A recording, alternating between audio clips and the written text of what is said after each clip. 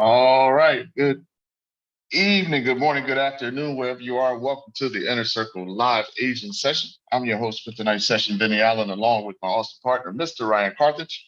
And we're definitely happy and grateful for all of you being here with us this evening as we take a look at the technicals and most definitely the fundamentals to see what we could take advantage of in this Forex market. So without further ado, let's make sure that we turn off any and all distractions. Grab a pen and paper, take lots of notes. Let's make sure that we participate and engage as we head towards a big day tomorrow with the Fed. So if everybody can hear me loud and clear, please do me a favor, drop me a 1 in the chat. Let me know you're all set and ready to go for tonight's session.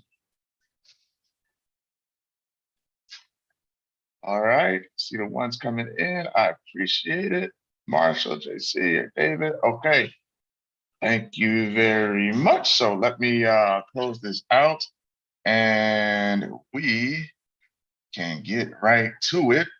And so let's take a look at it, right? So the market, right? We haven't really sent out anything this week because the week really doesn't get started until tomorrow, everybody. So today, though, at 9:30, right, which is just around the corner, we've got CPI data coming up for Australia. And that is very important, right? Because we know that this month, in regards to rate hikes, they actually paused, right? The Reserve Bank of Australia. But then we just recently got employment data that came in at 36,200 in June, right? So it was more than double the forecast. And so we still have a tight labor market. And we know that the Reserve Bank of Australia, the last time they said, hey, we're going to hold it. We want to see what the lagging effects are. But we also are prepared to do what we need to do in regards to if we need to do further rate hikes, because we still want to make sure that we curve this inflation, right? We got to put the inflation genie back in the bottle. So again, employment numbers came through at 36,200, more than double the forecast. So that's a tight labor market, which is what we have in the United States as well. And so the fear ultimately for Australia is wage-driven inflation, okay? Because kind of all the time, but when you got more jobs and you have a tight labor market, typically the wages tend to creep up, which means more spending, which means more inflation potentially. So we will keep our eyes out because this is the CPI data coming out quarter over quarter, year over year. And then we got the trim mean. So there's that core CPI coming out as well. So this is very important for those of you who may not know, right? Consumer prices account for a majority of overall inflation. Inflation is important to currency valuation because rising prices lead to the central bank to raise interest rates out of respect for their inflation containment mandate. We know they like to be around 2%. That's the mandate, between 2 and 3%. So that employment number was a big one that came out. And so it's going to be quite interesting at 9:30 to see what the CPI data shows for Australia. So we'll keep an eye out on that. And for those of you who want to know what like the core, and like some central banks call it core CPI, they call it the trim mean CPI, right? So it's the change in price of goods and services purchased by consumers, excluding the most volatile, so like food and energy, so core CPI, right? So we know a lot of central banks really pay attention to that core. All right, so we'll see what happens, and then we'll also, later, right, going into the morning and into Wednesday, see what reports come out on the Australian CPI so we can get it in detail in regards to which sectors are still feeling a heavy inflation and where it's coming from. So any questions on the information we just covered on Australia?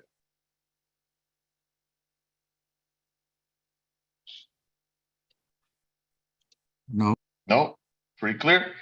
All right.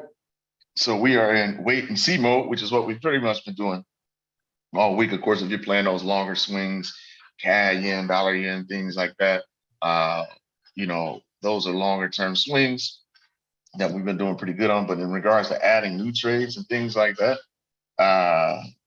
have to wait, right? We sit on our hands. So we wait for the right opportunities. And when you have 3 consecutive rate decisions coming the United States tomorrow, decision coming out of Eurozone on Thursday, and then the BOJ, which we're not really expecting a lot of in regards to, we don't really expect any type of hype in regards to rates coming out of the BOJ, but you never know what type of rhetoric they may pass through in their state. So busy week. And that volatility will probably carry us right into next week. So speaking of Wednesday tomorrow, we know that we have the FOMC statement coming out. We've got the federal funds rate, which we're expecting a 25 basis point increase from the Fed. It's all about the language at 2:30 in that press conference that Chairman Powell uses. So we'll make sure that we put the link in the Discord of the press conference, which is live, so we can hear what Chairman Powell has to say. It's always interesting to watch the volatility in the market as he's speaking, and investors are keying in on those words to see if there's any change. Is he more hawkish? Is he holding firm? Is he holding a hawkish stance? Or is he starting to get a little bit more dovish, right? So I don't expect him to give the bag up and get totally dovish. I expect him to say, hey, we're going to be data dependent going forward. So 25 basis points tomorrow, data dependent going forward. But we still have a lot of work to do in regards to inflation. So we'll see how the market takes what he has to say tomorrow. But again, for the US, 25 basis points on the horizon, right? We know the market is betting that, hey, we've already priced in 25 basis points for this meeting. It's all about what's going to happen next, right? We know that the Fed and their dot plot, they had two more rate hikes priced in for this year.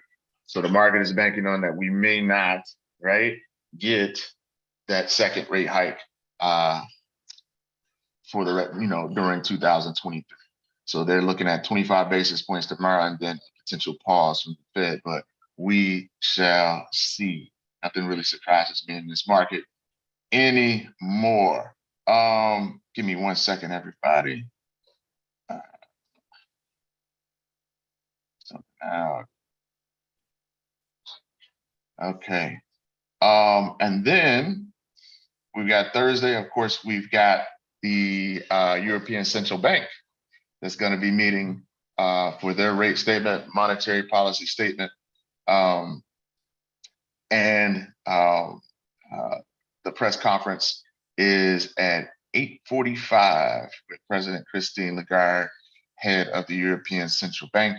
So we've heard from other members who have started to strike a little bit more of a dovish tone coming out of the ECB. And remember, guys, they've been aggressive, they've been hawkish, but with some of the latest business morale numbers, especially out of Germany, that's down. The business morale out of Germany, which is the largest player in the Eurozone, is down for the third consecutive month.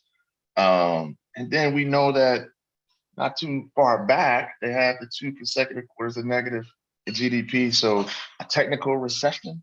So when you get business, morale data coming out of Germany, like we have for the third consecutive month, and the latest PMI numbers, which we saw come through for the Eurozone, showed sharp contraction with a major decline in manufacturing.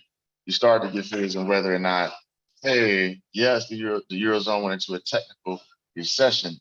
Do they have what it takes to make it out of that recession, right? So we've seen the euro kind of tail off a bit. If you've been looking at your charts and correcting from that bullish run that has been making.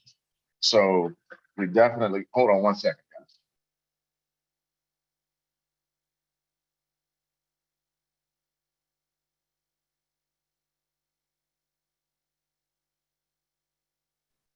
All right, sorry about that. I'm back.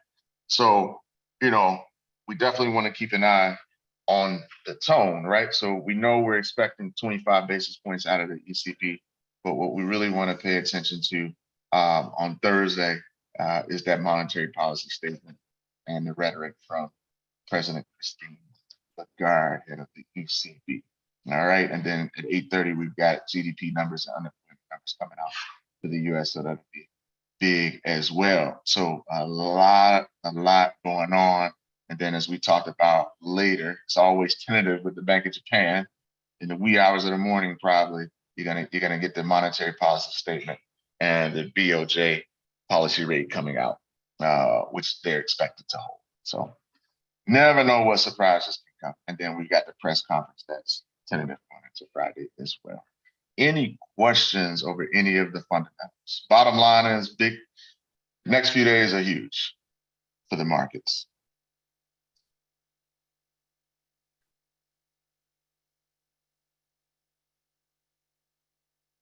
Take that as a note. Ryan, good evening, sir. How are you? Good evening, bro. I'm doing well, man. How about yourself? Man, I'm doing pretty good. Glad to be here. Another week. All right. Yes, Another great week. Busy. Football season, cheerleading season never stops. Man, I know you've been on the go, man. Oh yeah. On the run. Ripping and running. Out of town trip for business today. That went pretty good. And yeah, other than the mosquitoes at football practice, I think I'm all right. Oh yeah, for sure. For sure. Yeah. So, all right. So flip it over to Trading Economics. Pretty interesting article here, right? So if you guys go front page Trading Economics, the IMF, International Monetary Fund, raises the 2023 growth forecast, right? So the economy is expected to expand by 3% in 2023, slightly higher than the 2.8% that they forecasted in April, according to the latest update of the IMF's World Economic Outlook. However, the growth still remains weak by historical standards due to the impact of central bank policy rate hikes aimed at combating inflation, right? So they creep the forecast up just a little bit, right? So looking into the future. So we'll see how that number comes through. All right. So, and then the rest is just everything is really just around the Fed rate decision starting tomorrow. Copper surges, right, on China's stimulus plan. That's good. We need China to get going, right? Especially the Eurozone, especially Australia for trade, right? We know that we saw with the PMI, the Eurozone contract. And so we need the world's second largest economy to get it going. So they pledged for stimulus package, pumping that money into the economy, get people spending, and copper futures shot up as a result. So we'll continue to keep an eye on China. So over to the DXY, right? Bouncing around, right? Right back down at that level, right? That's the dollar for you. And we knew coming into this week, we weren't going to see too much action, too much volatility ahead of the FOMC, right? So as the Fed goes, the rest of this market goes. So we should start to see a lot of volatility tomorrow. But found support, pushing bullish this week. It's neutral, as expected. Like we said, we come on down, we take a look at the daily, and you can see what we're doing, right? So we're still in line with that crown. We got that correction, right? A little bit of bullish momentum, and now it's just selling. Stochastic is in the sell zone now on the daily chart, so we'll continue to keep an eye out on the dollar. Any questions on the DXY?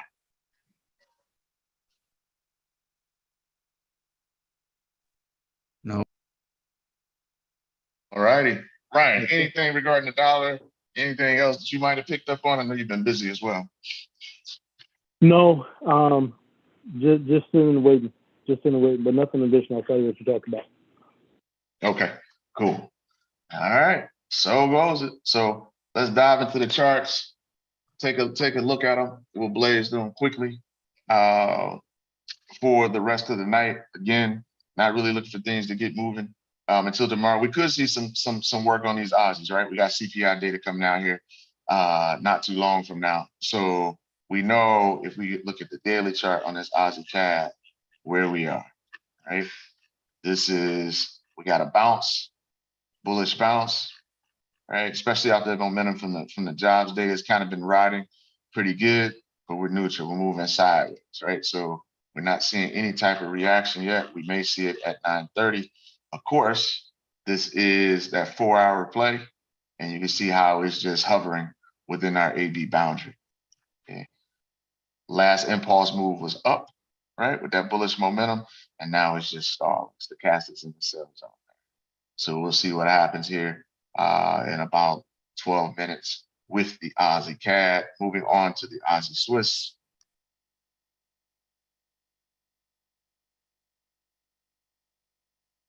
Look at the weekly, right? We see we started to push through those weekly support levels, that 58, 54, and we kind of just stalled, right? So to the positive so far this week on the Aussie Swiss, we know that we were moving down on the Aussie, so we've got our fibs moving to the downside.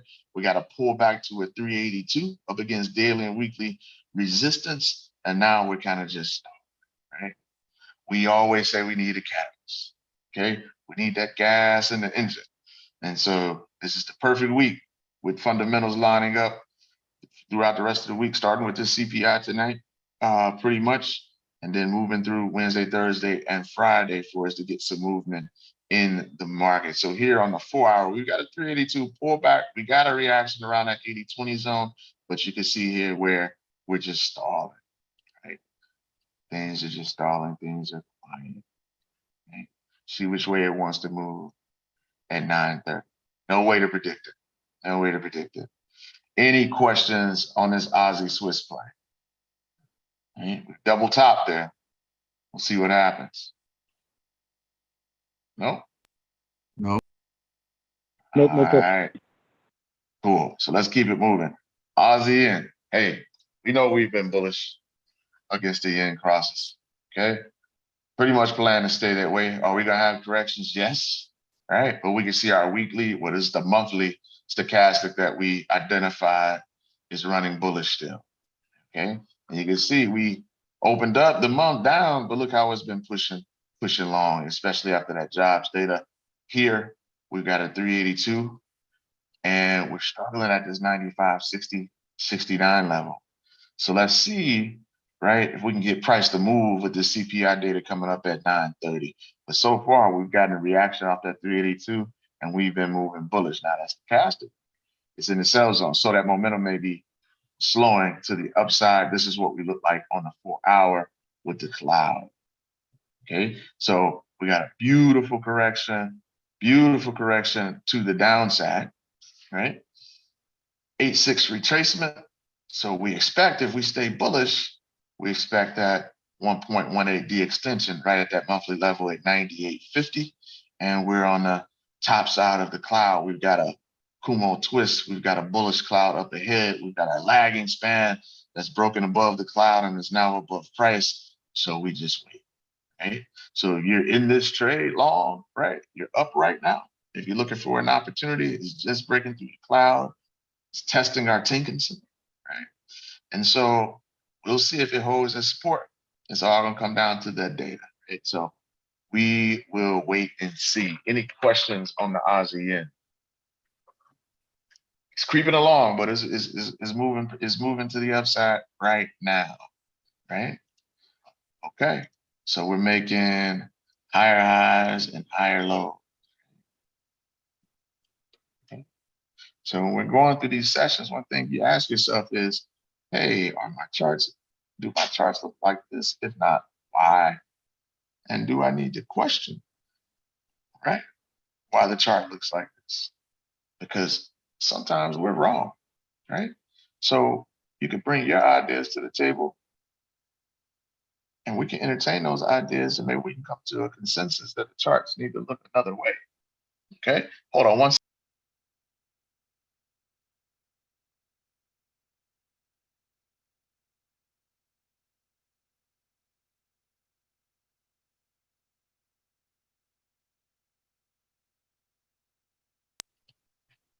All right, sorry about that. All right, so that's the Aussie yen. Moving on to the Aussie NZD. Okay. We can see from the weekly, we closed out last week bullish, and right now we've got a continuation right into that 109.31 level. If we go to the daily, right, pushing long, right? So here's a low, here's a higher low, okay? And we're just driving higher right into that level, right? Stochastics has moved into the sell zone. And we can see here off this leg, just pushing it bullish, okay? Just pushing bullish. Okay? So we can get above this level here at 109, we look like we're headed to a D extension. Okay? So let's see how the fundamentals impact these setups. Okay. Fundamentals control everything on the 1 hour. Here's the swing. Okay. Come off that trend line break a while ago. And now we're in the middle of an ABCD move. Okay. So let's see what happens. Right. We got a 61.8 pull back there. And with that projection on your 1 hour wave, your smaller wave, 110, 110 is your level. Okay. Any questions on that Aussie New Zealand? All right. We're good on that. Let's take a look at this Aussie dollar.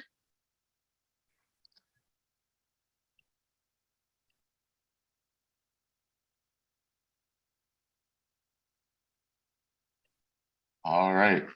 So you can see here for the weekly, kind of just right. We're still trapped in that zone there, bouncing around. Price is trying to make a decision.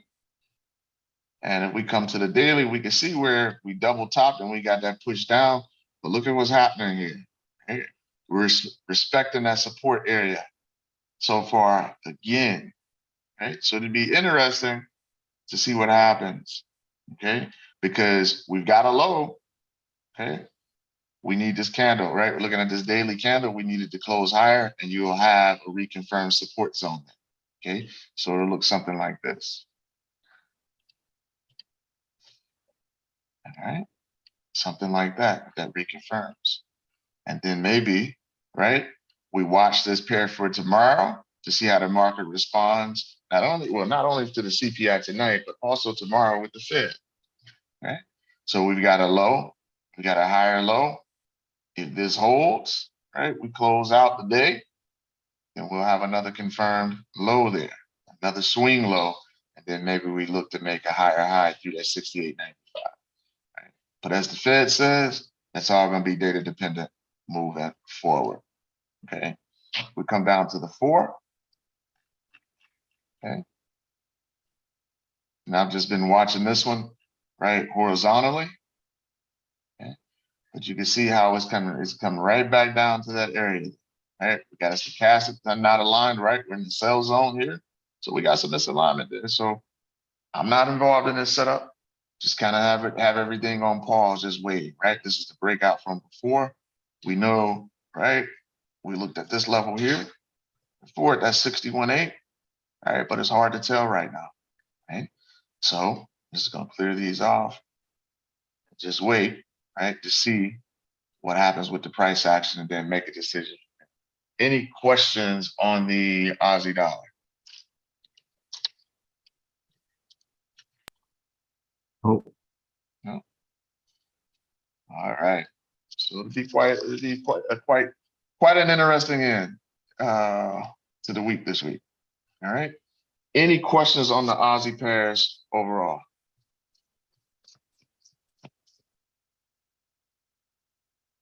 Good. no. I think we're good, bro. All right, appreciate it. Right. So I wanted to cover those just ahead of the CPI. Open up the floor. Right. Any particular pairs that we want to take a look at tonight before I keep going?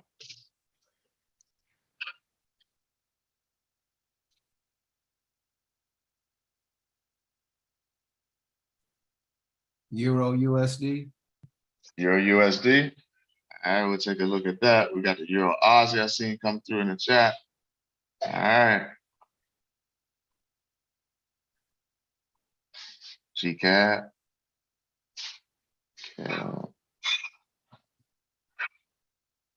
Okay. So let's dive in, right? So I seen that Euro Aussie pop into the chat first, so we'll go and we'll take a look at that. That Euro is correct. All right, so here we are. Okay. Bullish move. Now we got some corrective action going on from that. Okay. So we move bullish off that morning star. Okay. Beautiful candlestick formation. Right. Decision, indecision, decision, moving straight up. So now we're correcting to the downside. Okay. We know we've got a 382, but this is just ranging, right? This is just bouncing around. Okay. We know the euro have been strong. We know that the Australian dollar gained strength. off the employment numbers, right? Kind of mix things up a bit. So now we've just been ranging for the most part there. That's from the daily. Okay. So if we come down to the 4, right, just more of the same, right? We've got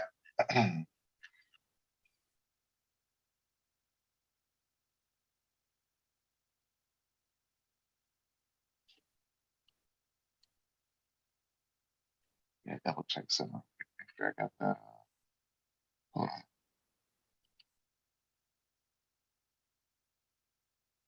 It's off now.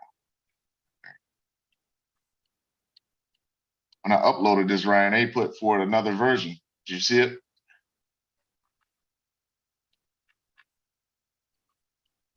I don't know if anybody saw that. They made another up.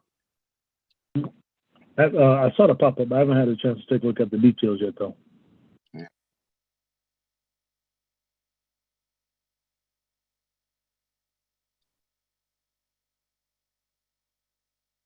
Check also.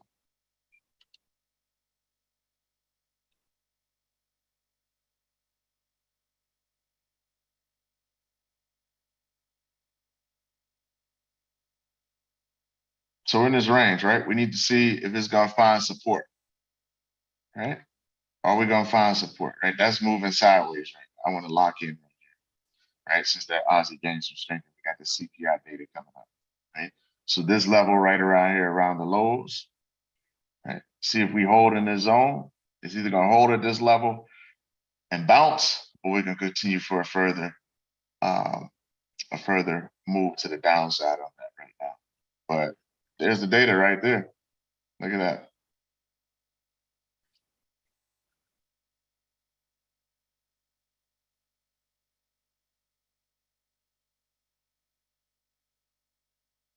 What do we get? Let's see.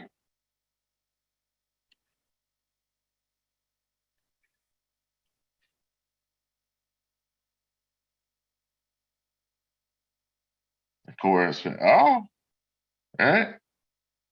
Okay.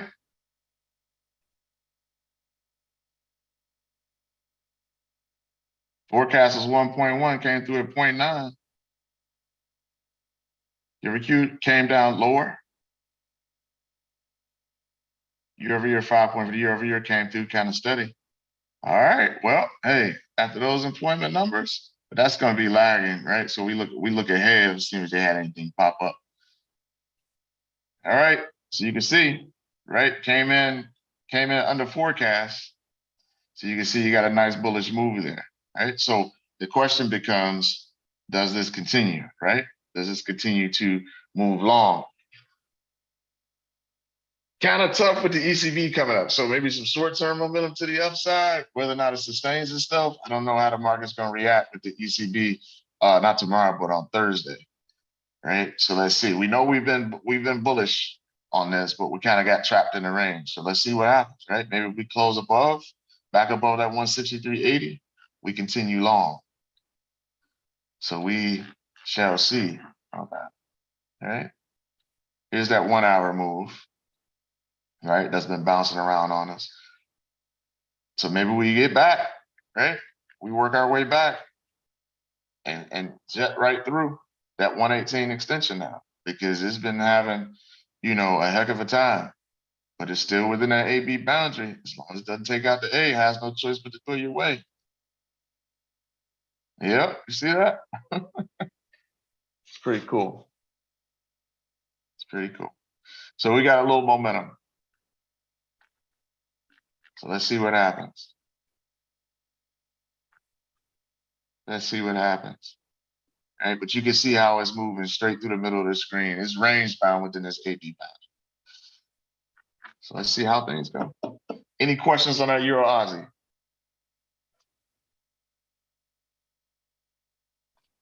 No. No? All right, let's go back and look at this Euro CAD since it had corrected. Back to the upside. What are we looking like now on the 4?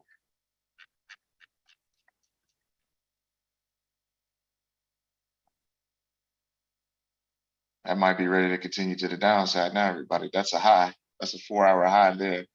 We know we've been bearish. but it's been bouncing around, right, within that AB boundary. So one of that wants to sustain herself now to the downside and continue short against the CAD.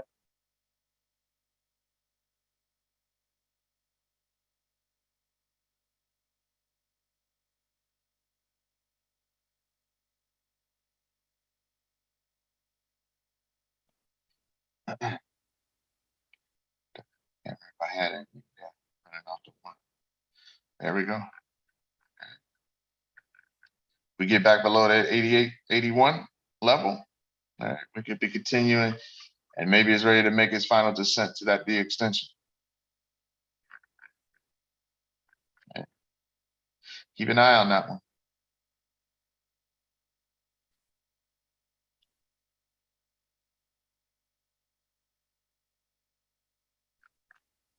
A double top held.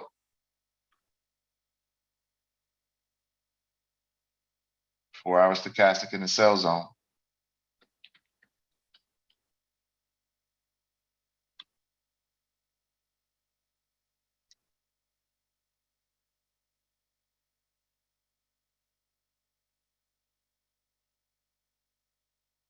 So you guys see why we pay attention to fundamentals? You need something to get the market moving. Right? This is why the market moves. Okay. All right. Go back on this Aussie yen, see if we get a downside correction or if it's holding. Nope, it broke down too. Okay. So maybe that's gonna move sideways a bit. Okay. Still long Aussie yen though.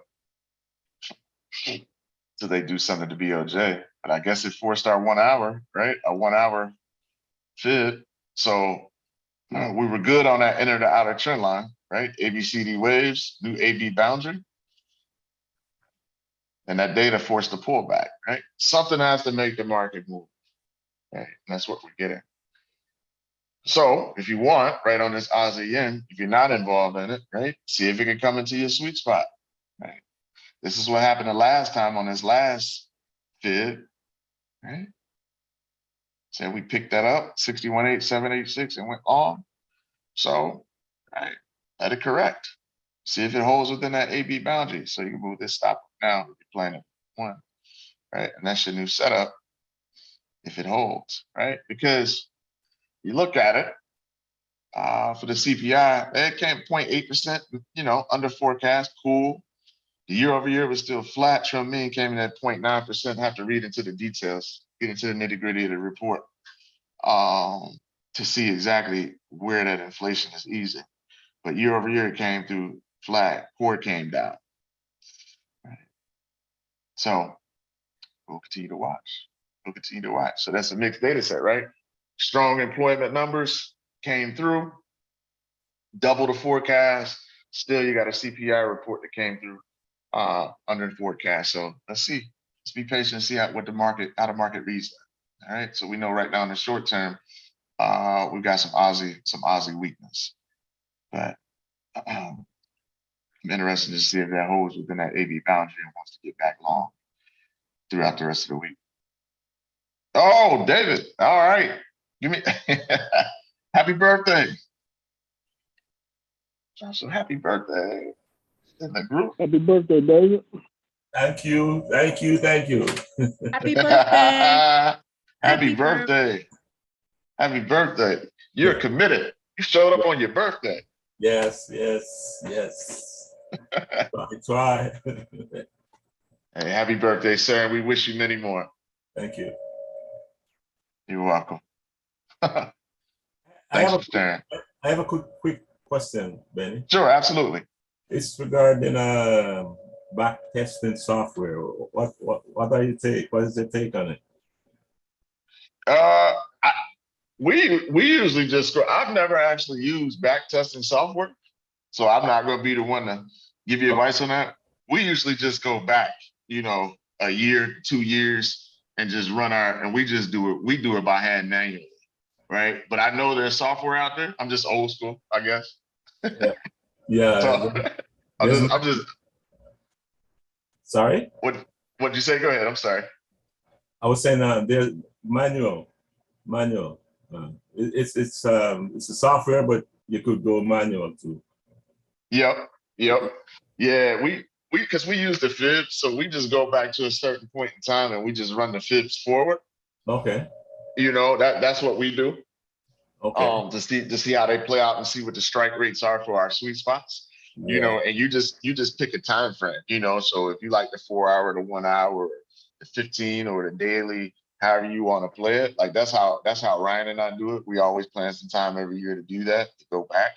Because back testing really helps you with your confidence, Yeah. And even though when you take a series of, say, 100 trades, or you go back and you back test 100 setups or whatnot, nothing plays out 100% exactly all the time, but you can start to get an idea Right. of what your strike rate is for your strategy. And then you start to know, it's when you get that historical data, like, man, I run through cycles where I could possibly lose 6-7 trades in a row. So then Yeah. that starts to play into your risk management confidence. Like, Right. well, you know what I mean? If I'm only going, if my track record shows that I can run into slumps and go into runs of 6-7 losses in a row, hey, I could trade at this risk percentage and be good. You know what I mean? I'm still good. And then it gives you confidence to know that, hey, man, I average losing 6-7 trades in a row when I'm in a downturn, I'm in drawdown. Well, that means I know that, hey, at trade number 6 or 7, I'm about to go on a run pretty soon. You know what I mean? Based on my history and my average. So it kind of helps you to hang in there. But the main thing I like it for is understanding strike rate that can play into your risk management. Okay. Because it really just helps you with confidence in regards to, man, you shouldn't be losing 6-7 trades in a row and blowing your account. Right. Yeah. Yeah, you know what I mean? Like the math's off. Not with If your you training. Not with your training. Yeah. Yeah. But it happens to so many people, you know what I mean? Yeah. But that's what back testing really helps you do. It helps you with that confidence to where you just start saying, like, my risk management is good. This is my setup. I know out of 50 trades, my strike rate should be this. So technically, I should make money, Yeah. Yes. right? And you really figure out whether or not you have an edge in the market, Okay. because sometimes I was watching one guy. He was down like uh I think he was like down like 3,600 or something like that. Okay. But then he ended up coming back because he held firm to his trade plan. He ended up like 16K, you Mhm. know, for the month. But he let it play out. He didn't go looking for the 12 different strategies or, Yeah. start, revenge trading. He held firm to his trade plan and he held firm to his risk management plan. And he just let the market do his thing. Okay. So that's a great question. You should definitely back test. Okay. Mm-hmm. Yeah. Mm-hmm. And demo too, right? Yep, you do it in demo. Uh, some traders like myself, like I did okay in demo back in the day, but I needed to. I found out with my psychology, I needed to have some skin in the game. All right. So I would load a little money in the account and just trade in micros. Okay. I would only trade in like a one micro line. Okay. Because I just needed to feel like I was getting it. You know what I mean? Like I had to have some type of The real emotion McCoy. attached. Yeah, yeah. So you know, it's different viewpoints on that, but um, demo works. Demo works for a lot of people. For sure. So Thank you. great. You're welcome. You're welcome. Happy birthday again to you, sir. Thank you. Thank you so much. Hmm? Yes. You're welcome. Okay. All right. So that ASEAN is one to watch out on, based on your trade plan. That's going to determine what levels you take that trade. Right? I like 61/8 and deeper in that green zone. That may not be your thing. Just be consistent at it over time. That's the key. Okay? If you take that trade off that 382 and you put your stop below that C, just be consistent. Just be consistent. All right. So that's that. ASEAN ZD going right back through these again because I just wanted to cover it because we know we had that news. So look at this on a 1 hour. Right? We're dumping off, but that may only be a correction, right? So what we watch out for on something like this, right? Hey, I only want to trade 1 hour fibs. All right, that's cool. So I determine my directional bias off of my weekly and my daily, and then maybe I just come to the one. And I want to, my bias is bullish, and I just want to ride 1 hour fibs till they fail. Well, it's been pretty good so far, but now we've got price corrected. The key is, do we stay within this AB boundary? Do we start to settle down, right? This is the one. You can see that price is pushed. It didn't close below this low. So this is a low, swing low. Now, we didn't get that close, but it technically price-wise pushed past the low. That's why you don't see smart support there. They have this as support one, that S1. Now, if it holds above that level, that's support or return, right? The smart support and resistance will put that right back, right? But this was a swing low of support, and that's what it's tested now. So the key is, do we hold there, or do we push a little bit lower? But even if we push a little bit lower, if it starts to settle and we start to form a new low, then you still have a low, a higher low, and another low that's higher, right? So just be patient. Don't go jumping in trades and positions, everybody. Stick to your rules, stick to your foundation, right? Everything that you're learning in this group. Be patient. That's the key. Yep, get your feet wet if you want to swim. For sure, Jeremy. All right, so be patient. We're pros now, right? We don't just react. Boom. Oh, the market's moving in that direction I'm in. No, that's not what we're doing. Not what we're doing. So just continue to be patient. All right. Aussie dollar.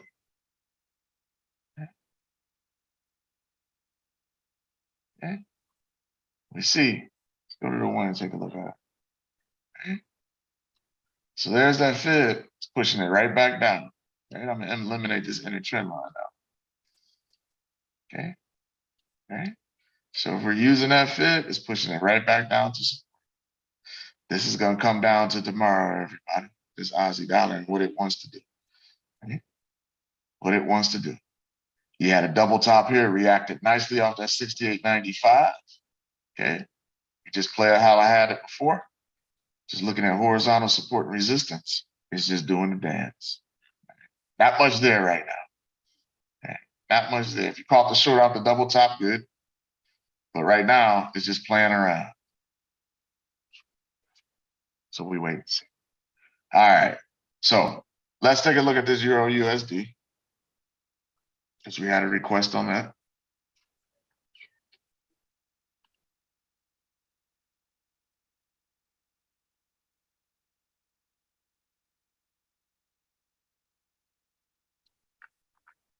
So we hit that 111, right? We got above it, and now we've corrected right back down ahead of demand.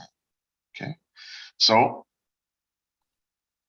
from a weekly perspective, right, we've been making higher highs and higher lows. Look at that. Slight, but that's what it's doing. Okay. And this is just ahead of tomorrow, and then we've got the ECB on Thursday. Okay. So we zoom out. Look at that. It's just moving in waves. That's all it's doing. Okay.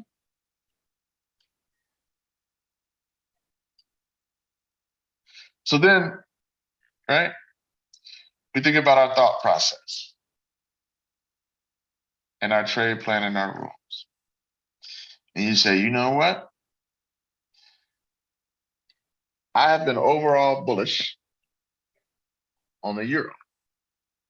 And so far, I've been right, right? This is you talking to yourself, right? So now I know and I understand that the market moves in waves. And I know that as of late, we've got some fundamental data, right?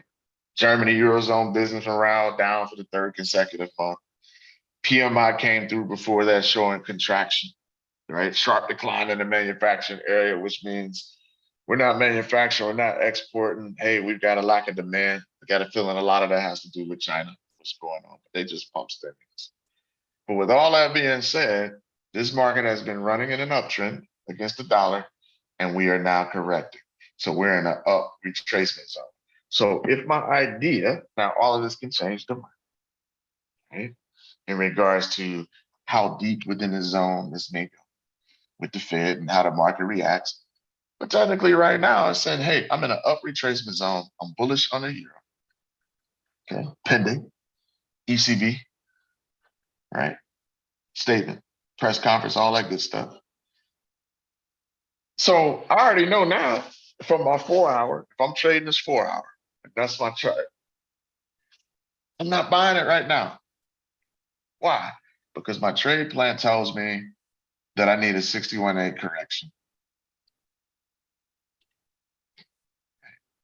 We know we have our caveats. It's talking about here.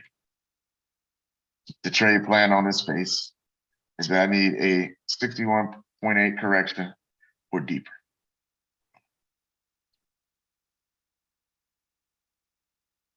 It didn't hit my 80-20 zone, so I'm not looking to counter trend trade that, right? Out of the 80-20 back to the 382. So I'm in an up retracement zone. My next zones to buy are here, right in this big, huge green zone at these levels. That's how I have it in my trade plan. Yours may be different. So my conclusion on this pair right now for my 4 hour chart is I sit and wait. I sit and wait. It becomes that simple. It's either in my 80-20 zone for the counter trend trade, or it's pushing lower into my sweet spot for my buy. If I'm looking to trade with the trend and my overall bias is low. Okay. Definitely want to wait. FOMC tomorrow, ECB on Thursday. That's both central banks for this pair. Okay. So that's where we are. And we can see here, coming off our 1 hour 80-20, that kind of makes sense, right? It's correcting. See that? The 80-20 play was on the 1. That's a B boundary on a larger fib. Okay? If you guys don't get it, you will. Okay? Those of you who've been with us for a while, right? You're on it. You get it, right? Takes a little bit of time, but that's been a monster move out of that 80-20 zone. See that? I don't short here. 4 hour chart doesn't meet my rules, but my 1 hour, it came into my zone.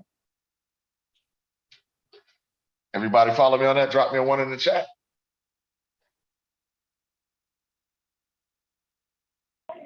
Yes, sir. Okay. Just being disciplined, right? And how David was talking about earlier, back testing. Okay. This is my zone for the counter trend trade. So if I don't see it, I'm not looking to counter trend trade, right? If I don't see it hit the 80-20 zone on any of my time frames, I'm not looking to counter trend trade, right? Daily, 4 hour, 1 hour, right? If you're a larger time frame trader weekly, if I'm looking to counter trend trade in this uptrend, I needed to hit this zone. That's my play.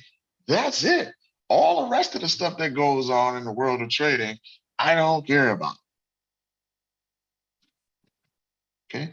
So what seemed to be a complex process in the beginning, especially when you first start with us, actually becomes very simple. It's not in my 80-20 zone, and it's not in my sweet spot to trade with the trend. So I have no trade, right? And then we know, right? For those of you who've been in the group for a while, we have our caveats built in, like, hey, maybe you have rules in your trade plan where once you evolve, oh, I have a trade at a 382, but I have some past structure, past resistance becoming future support, and oh, it double bottomed at this level, right? Price action pattern, then I may take it, right? So you can add those variables. But if all you ever wanted to do is say, I'm a counter trend trade my 80-20s and trade my 61.8 zones, my 786s or deeper, put my stop below the A, you'd be all right. You're all right. Right? So you have a trade plan that's like a half a page. That's it. Right? If I don't get it, I don't trade it. Right? If it's not in my trade plan to take a trade off of 236 or 382, no matter what, if it hits that level and goes to the moon, I don't take it. I have to pass because it doesn't meet my rules. That's the only way you get consistent trading. Okay. So that's the Euro USD. So this will be quite interesting to see how this plays out tomorrow. Right? So think about this now. On the 4 hour, okay, we're coming into this zone. So let's see something. Because sometimes, right, when you go down through the charts, the waves are small, right? Waves get smaller and smaller. So sometimes you can have one time frame where, say, for example, in 1 hour, the A gets taken out. See that? But on your higher time frame, it just represents a deeper correction. I don't know if you guys saw that. Do that again. Right? Sometimes because the market moves in waves and the larger time frames control the higher time frame. I mean, the higher time frames control the lower time frames. And that as you move down through the charts, the waves get smaller. Sometimes you can get an A taken out on your lower time frame chart like the one. So say price came down and took out the A.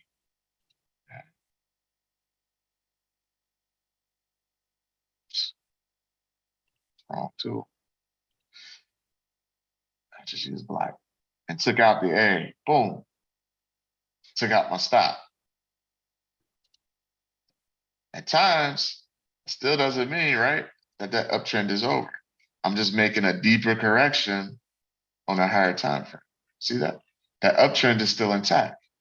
A got taken out on a one at 108.11, but that's only a 61.8 pullback on the proper fit. Just a little nugget. Hope that helps. All right.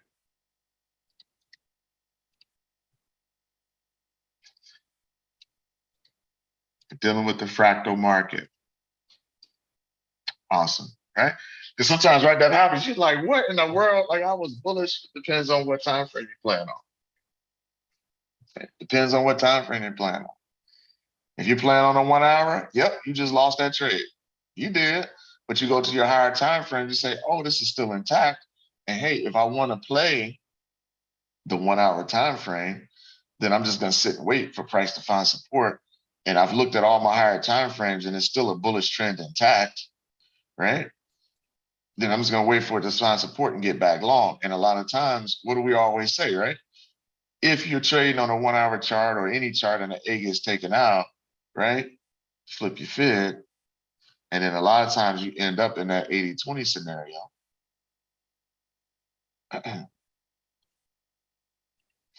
Like this. And then price settles. And then all of a sudden, what happens? You get a monster move and the reaction to go long. And all of a sudden, you're long again, making up ABCDs, and all things good in the world, my uptrend has continued, right? So it's just a deeper correction, right? So always, if that happens to you, you like trading the lower time frames, always check your higher time frames to see, man, did I take out everything, or am I still in an uptrend on my higher time frames? If so, I can still hold that bullish narrative. And when we find support, we're probably going to get back on. All right. It's just a thought there. That's the Euro USD. Any further questions on the Euro dollar?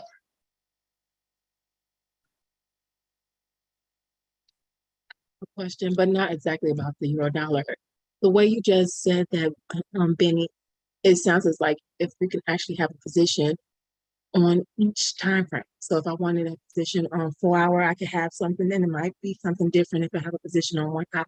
Would that be wise?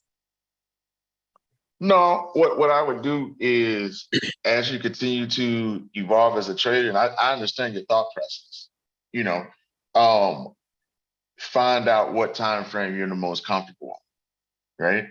what do I want my mother chart to be? So maybe I come down and I use my monthly and my weekly interchangeably, and then I transfer the levels down. So maybe I take a look at my monthly, my weekly, and my daily, but then my chart that I'm going to trade on, my mother chart where I'm going to enter trades and monitor, is going to be my one. You get what I'm saying? And I'm going to take Yes. trades off of that, and I'm going to live there. And a Okay. lot of times that comes down to trade psychology with a lot of people. Like some folks are just like, man, the 4 hour is too slow. You know, it takes a long time. Like the waves are larger, the fib takes forever to run from the C to the D. Like that's not my thing. Psychologically, I need to be on a lower time frame or operate on year one.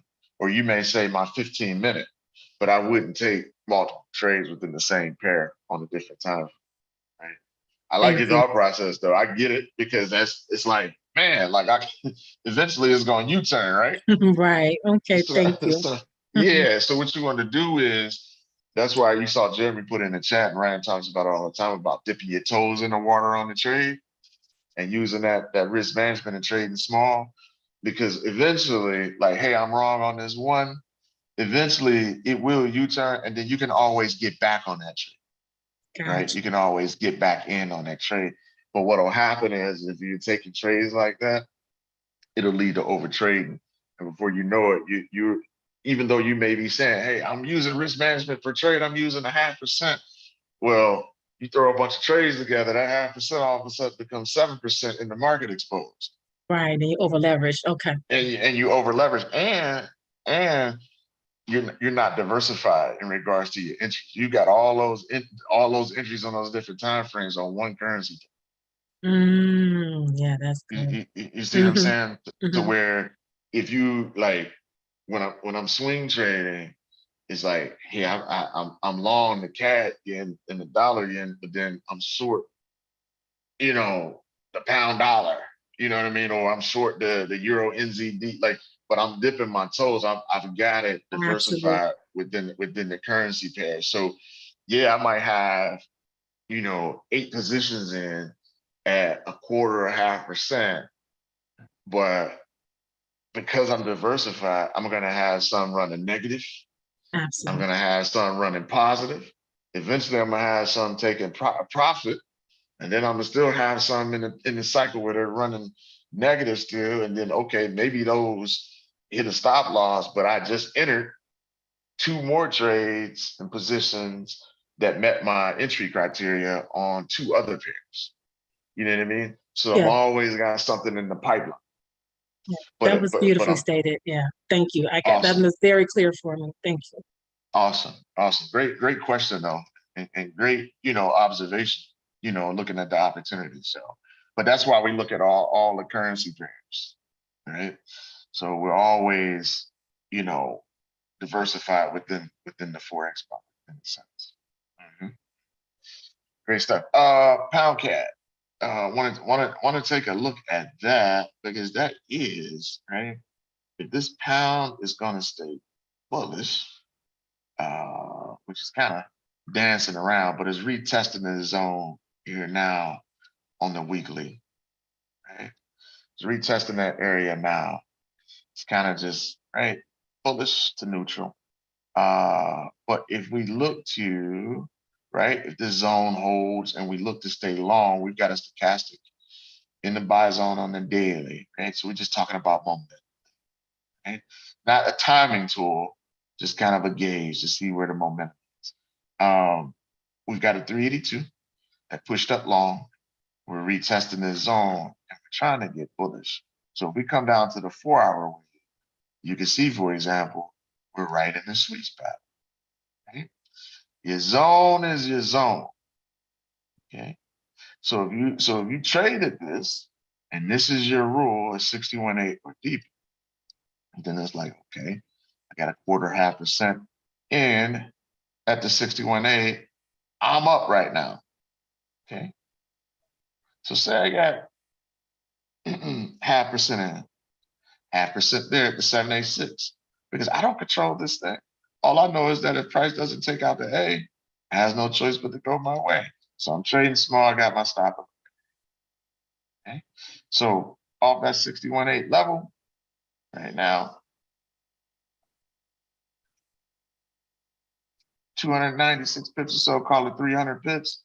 If it continues bullish off that 61.8 and it doesn't drop any lower, on projected the extension off this 4 hours, 882 pips. I'll take that, right? 874. I'll take that, right? That puts me in a proper risk to reward ratio. I'm gonna let this bad boy go. Right? That's my trade plan. If it pushes deeper and picks me up at the 786,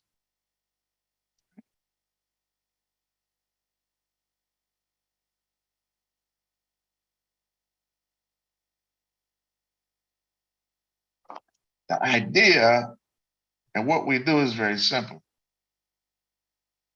It's the trade psychology that's the art. Okay. So if I U-turn here now, good. I'm going to a 1.618. If it pushes deeper to my 786 level, that's okay. I got a position that it can pick up. All right. This is if you're using buy limits. Okay. I got a position that it can pick up. Let it do it. Okay. Boom. 786 picks me up. All I have to do now is adjust my take profit, blue to blue. 786, 127. So now I go into my phone on my computer. I adjust my TP on my order at the 61.8. I adjust it to the 786. I mean to the 127. Like so. So I'm gonna move it. Hey, this order at 168.98. I'm gonna leave the stop where it's at. I'm gonna adjust the TP down now. Okay. To 175.33. If it decides to push lower in my AB boundary and picks up my 786 trade. A 786 trade at 167.79 is already priced at 175.20 TP level. So now, if it makes the U-turn, I've got 2 trades running long, right, at half, 1/4% or whatever it is. So this trade is going to roll. Okay. What is that? Call it 620 pips, 786 position at 0.5%. It's going to run 756 pips. Okay. The beauty in this is if I stop out, because I divide my risk by my stop loss, somebody tell me if I lose that trade, what percent will I lose? If I lose both of those trades, both of these are in at 0.5%. If I lose both of them, what do I lose?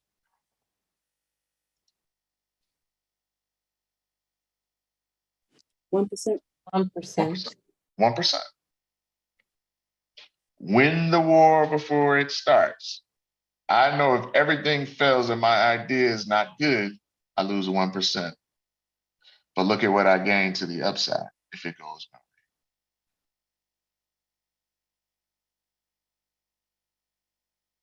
And if I have a tight trade plan to where I'm only trading in certain zones, I have to lose 100 of these in a row to blow my account. But yet people blow their account in a week.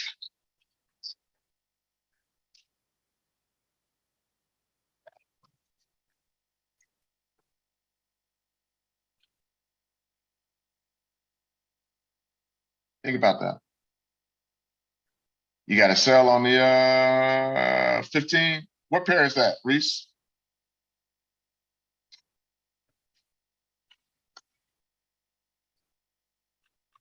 Down cat.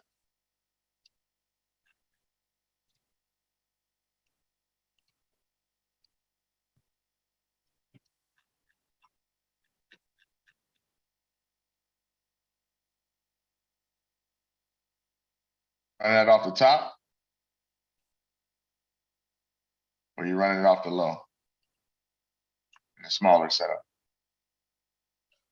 Oops.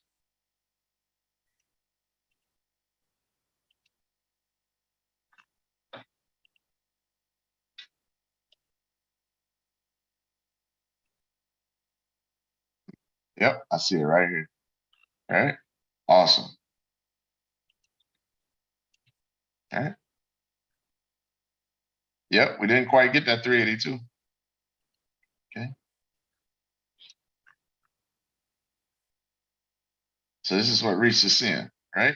on the 15, trading the 15-minute chart. So you have 382 that hasn't been hit. That could be your TP1 and your TP2. And price has reached my 80-20 zone. Okay.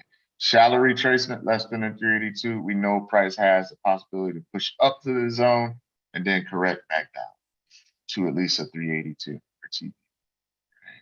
So like this. Thanks, Reese. Okay.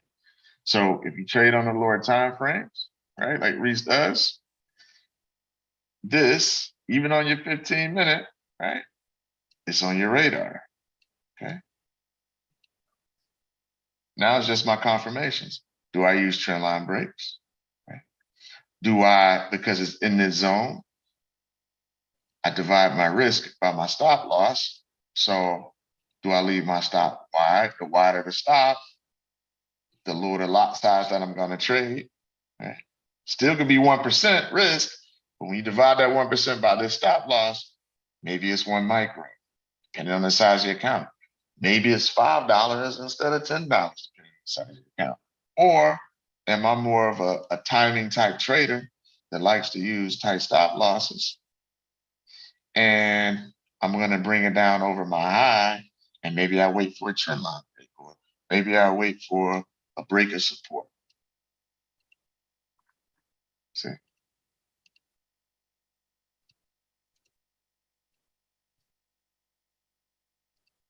Maybe I wait for a break of support rate and a pullback. However you do it. Maybe you wait for that break of support and a pullback on the 5-minute, right? If you like trading 5-minute charts, right? And then I'm going to put, whenever I get that break of support and a pullback or a trend line break, right? Maybe I'm going to put that stop right above the high. But I need support in this trend line to break and a pullback, and then I'll do it and I'll put the stop above the high, right? So the same thing over and over again, no matter what the time frame is, right? And it becomes down to risk to reward. Higher risk to reward, tighter the stop, but you may have a lower strike rate, meaning you may get stopped out. But right, the key with the fibs is the math. See, if I take a entry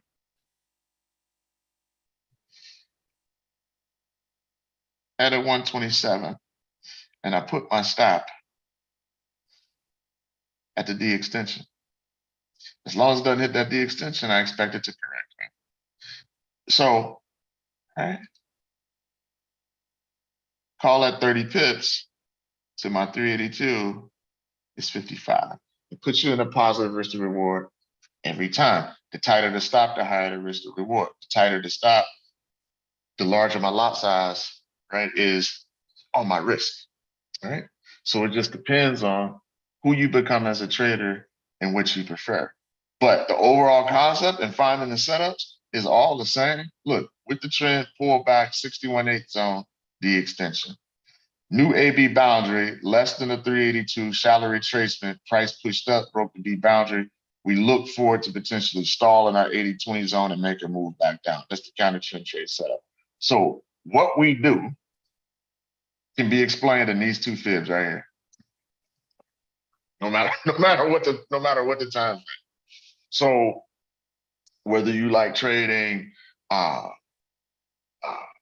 lot of these concepts that are out there, we just do this because it's kind of like Pac-Man, right? We figure that if we just follow the Fibonacci sequence, whether it is break and retest, whether it's fair value gaps, ICT, anything, it's like we're gonna gobble it up within the Fibonacci sequence anyway.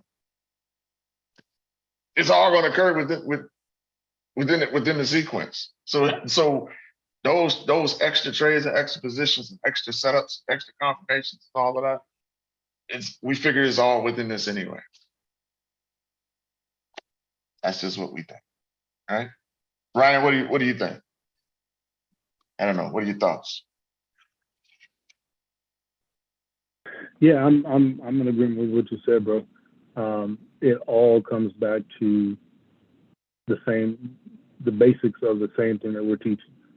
Mhm. Everything else is just added on top of for various reasons. But it all comes back to the foundation, and that's this. That's it. That's it. That's it. Even if, right? I know we're running over. Even if we're in a large range from a higher time frame, say it's a daily, weekly, 4-hour, huge range. Say it's a pound pair on the 4-hour. And you're like, oh, it's a range. Well, guess what? If it's a large range, say this range is say this is a 250 pip range. Okay. And you identify this. Well, guess what?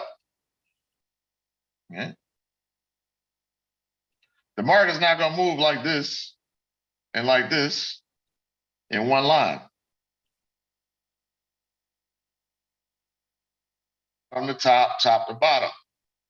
It's gonna move from bottom to top like this.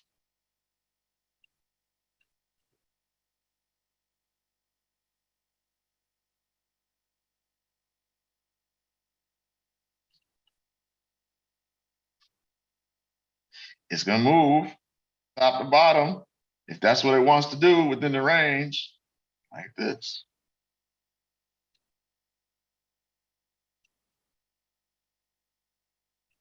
In other words, it's gonna make ABCD waves.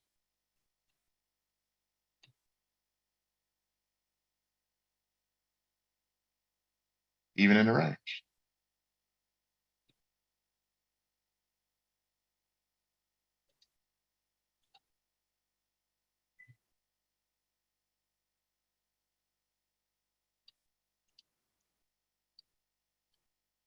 With the trend, A, B, C, C to D.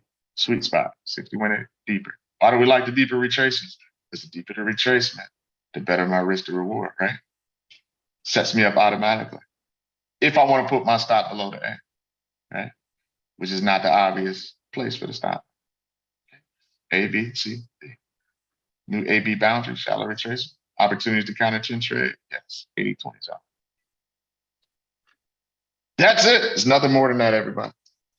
If you put moving averages and everything on your screen, that's usually just for additional confirmation to take a position when it's in your sweet spot. Moving averages, MACDs, stochastic, everything. Light your chart up like a Christmas tree is usually all around entry because people are trying to nail perfect entries, right? So you can still utilize the same concept. Why? Because it helps you identify where your sweet spots are based on your trade plan. And then all those other confirmations, whatever you want to use to psychologically help you get into a position, 50 million moving averages, whatever you want to do it around these zones. That's it. Any questions before we close out tonight's session, everybody? Did we have any other GCAD 1%? Uh-oh, did I miss anything? I'm sorry. I think I'm moving too fast. I think I got everything. Oh, Euro GBP. Hold on before we close out, guys. Don't want to leave somebody hanging on there. Euro GBP, acting crazy as usual. Last time I checked. It's got an interesting look right now. No, right? So, yeah, bullish, bearish, right? But we had, this one could be tricky because we had PMI data come out soft, right? For both the Eurozone and the UK, okay? So we finally got this nice bullish move off support, okay? And we pulled all the way back. So do we retest this same number again, 85.46 as support? Stochastics in the sell zone. Okay, we come to the 4-hour. Yeah, we got that bullish explosive move, but now it's taking back 78% of it. So the question becomes, if we settle in this zone within this AB boundary, there's that 85.46 right there. Right there. Okay. So this is one to look out for Thursday, especially with the ECB making their rate decision. It's all going to come down to the rhetoric and the tone that Christine Lagarde takes, right? We know we're expecting 25 basis points. It's probably priced in pretty much already. we're getting that dive from the fundamental data that came through soft for the Eurozone. So just know that from this 4-hour chart after that bullish impulsive move, we've corrected back 78%. And if we come 86%, we're testing that 85.46 monthly level. And we may be able to catch a reaction off of that. So that's where I'm at on the Euro GBP. Questions? Didn't pay you to trade that pair. I know. I know. This is the wackiest pair ever. And there's a lot of people that trade it too. They can take it and move sideways forever if they want. Not me. All right. Ryan, anything I before we was close looking out, at sir? Okay, I'm looking at that level. That's what I'm watching to see what happens. See if Yeah. they inside of 80 boundary, but I don't trade often, but every now and then I'll stick my feet in the water on it. Yeah, no. And then I might I just know that I just need to wait 6 months to see what happens then. I might entertain this setup myself. That's all we got for tonight. Been a great session, everybody. Appreciate the participation. All the awesome questions. We'll be right back at it tomorrow. Pre-New York session with my awesome partner, Mr. Ryan Carthage. Everybody have a good night. Good night. night. Thank you. Good night. Thank you. It was a- Great session. Thank you. Yeah, it was an exceptional session. Thank you so much for the feedback. Appreciate all of you being here.